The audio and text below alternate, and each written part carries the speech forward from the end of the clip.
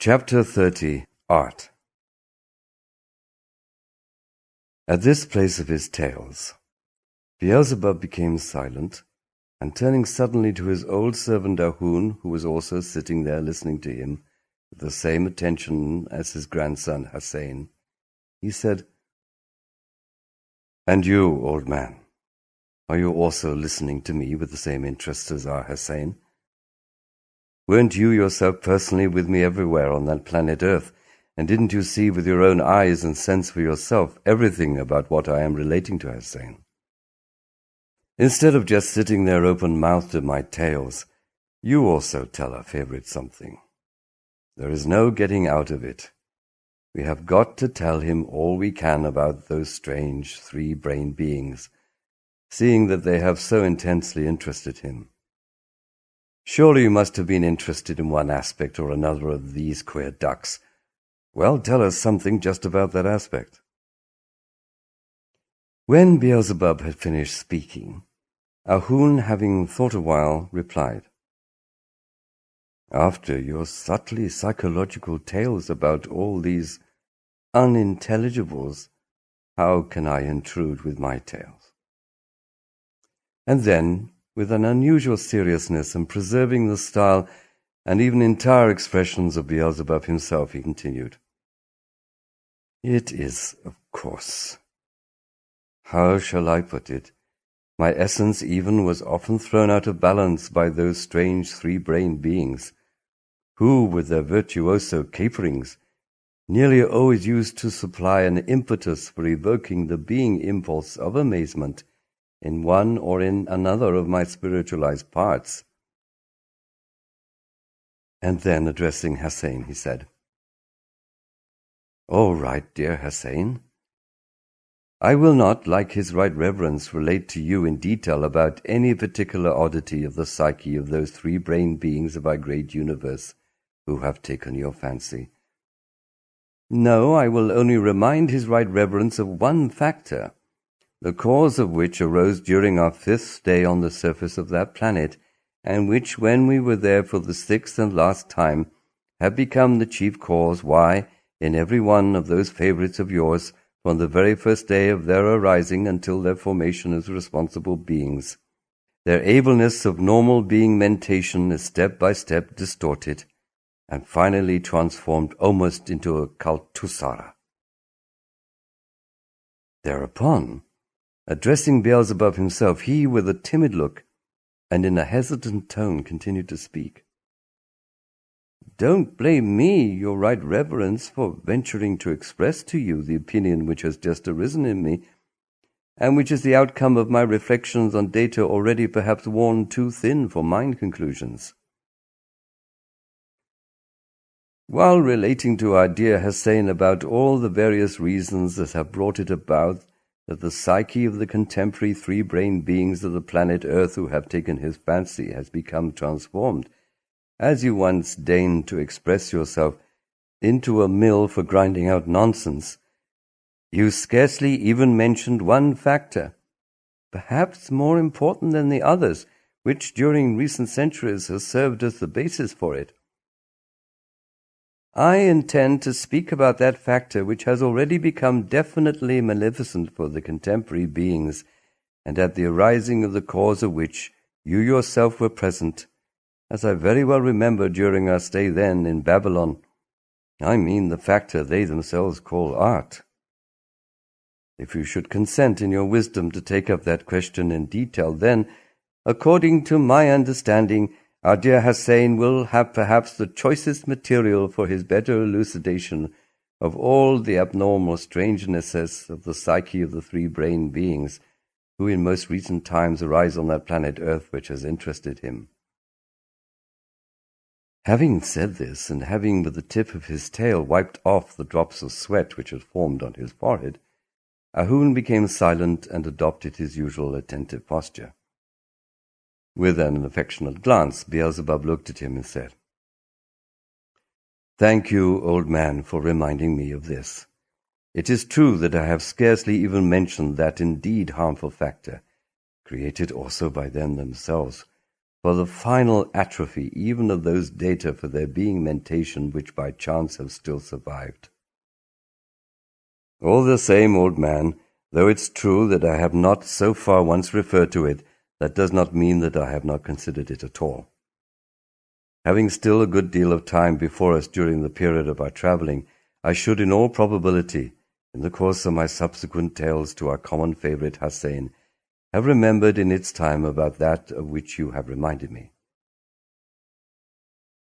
However, perhaps it will be very opportune to speak just now about this contemporary terrestrial art, because, as you said, during our 5th stay there in person, I was really a witness of the events which gave rise to the causes of this contemporary evil there, and which arose, thanks as always, to the same learned beings there, who assembled in the city of Babylon from almost the whole of the surface of that ill-fated planet. Having said this, Beelzebub then turned to Hussein and spoke as follows. This same already definite idea there, now existing there under the denomination art, is, at the present time for those unhappy favorites of yours, one of those automatically acting data, the totality of which of itself gradually,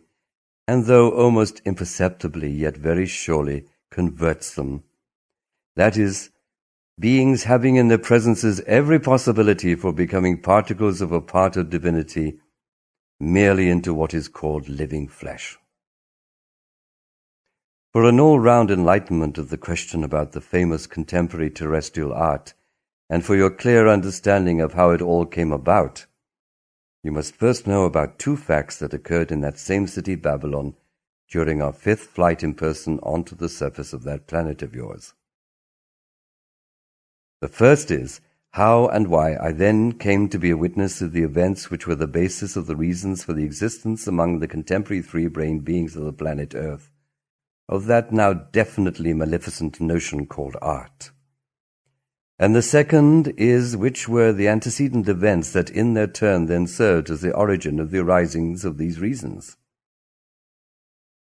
Concerning the first, I must say that during our stay then in the city of Babylon, after the events I have already related which occurred among always the same learned terrestrial 3-brained beings assembled there from almost the whole planet, that is to say, after they had split into several independent groups and were, as I have already told you, already absorbed in a question what is called politics. And as I intended at that time to leave Babylon, and to continue my observations among the beings of the then already powerful community called Hellas, I decided without delay to learn their speech. From then on I chose to visit those places in the city of Babylon and meet those beings there, which would be of most use in my practical study of their speech. Once when I was walking in a certain street of the city of Babylon, not far from our house, I saw on a large building which I had already many times passed, what is called an ukazimotra, or as it is now called on the earth, a signboard, which had been just put up, and which announced that a club for foreign learned beings, the adherents of legomenism, had been newly opened in that building. Over the door hung a notice to the effect that the enrollment of members of the club was still going on, and that all reports and scientific discussions would be conducted only in the local and Hellenic languages. This interested me very much, and I thought at once whether it would not be possible for me to make use of this newly opened club for my practice in the Hellenic speech. I then inquired of certain beings who were going in or coming out of that building about the details concerning the club, and when, thanks to the explanation of one learned being with whom, as I chanced to find out, I was already acquainted, I had made it all more or less clear to myself, I then and there decided to become also a member of that club. Without thinking long about it, I entered the building, and passing myself as a foreign learned being, I requested, as an adherent of legomenism, to be enrolled as a member of the club. I managed to do this very easily, owing to that old acquaintance whom I had met by chance and who, like the others, took me for a learned being like himself. Well then, my boy, having thus become what is called a full member of that club, I used afterwards to go there regularly and to talk there chiefly with those learned members who were familiar with the Hellenic speech which I needed. As regards the second fact, this proceeded from the following Babylonian events. It must be remarked that among the learned beings of the planet Earth who were then in Babylon, and who were gathered there partly by coercion from almost the whole of the planet by the mentioned Persian king, and partly voluntarily on account of the already mentioned famous question of the soul, there were several among the beings brought there by coercion who were not, like the majority, learned beings of new formation, but who, with a sincerity proceeding from their separate spiritualized parts, strove for high knowledge only with the aim of self-perfection. Owing to their genuine and sincere striving, to the corresponding manner of their existence and to their being acts, these several terrestrial beings had already, even before their arrival in Babylon, been considered initiates of the first degree by those terrestrial three-brained beings worthy to become what are called all the rights-possessing initiates according to the renewed rules of the most saintly Asherta Shamash. And thus, my boy, when I began going to the said club, it became quite clear to me, both from the conversations with them and from other data, that these several terrestrial learned beings who sincerely strove to perfect their reason had from the beginning kept to themselves in the city of Babylon, and never mixed in any of those affairs with which the general mass of these Babylonian learned beings there of that time very soon became involved. These several learned beings kept themselves apart there, not only in the beginning, when all the other learned beings who were then in the city of Babylon first opened a central place for their meetings in the very heart of the city, and when, for their better mutual support, both materially and morally, they founded there a central club for all the learned beings of the earth, but also later on, when the whole body of learned beings was divided into 3 separate sections, and each section had its independent club in one or another part of the city of Babylon. They identified themselves with none of the said 3 sections. They existed in the suburbs of the city of Babylon and scarcely met any of the learned beings from the general mass. And it was only several days before my admittance among them as a member of this club that they for the first time united for the purpose of organizing the club of the adherents of legomenism. These learned beings about whom I am speaking had all without exception been taken to the city of Babylon by coercion, and they were for the most part those learned beings who had been taken there by the Persian king from Egypt. As I later learned, this uniting of theirs had been brought about by 2 learned beings who were initiates of the first degree. One of these 2 initiated learned beings of the earth, who had his arising among, as they are called, the Moors, was named Kenil el Norkel. The other learned initiated being was named Pythagoras, and he arose from among, as they are called, the Hellenes, those Hellenes who were afterwards called Greeks.